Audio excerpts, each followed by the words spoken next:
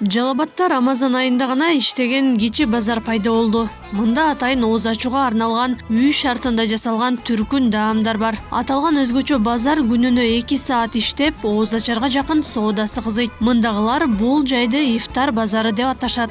Базар саат 5'те башталып 7'ge чейин иштеп турат. А мында жалаң жаңы азыктар.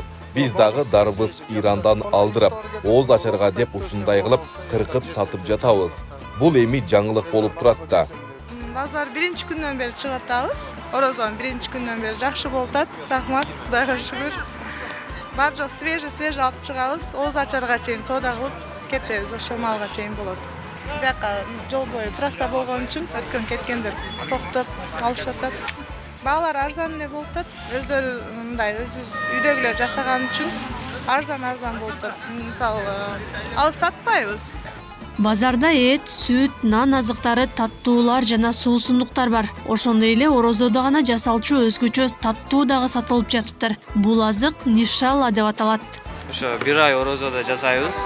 Нишалланы 1 ай орозодо жасайбыз жана орозо кармагандарга сатабыз. Муну ооз жапканда же ооз ачканда жесе жакшы болот.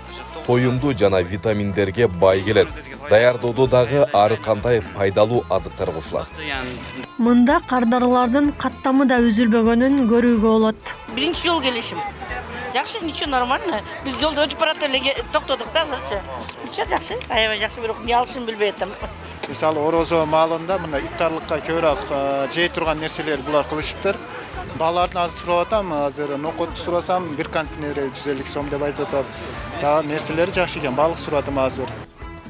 Кошумчалай кетсек, бул сыяктуу ифтар базар Ордолуу Ош шаарында дагы бар. 1 жылда 1 ай бою иштейт. Мындай базар быйыл Жалал-Абадта 2-нчи жолу уюштурулуп жатат.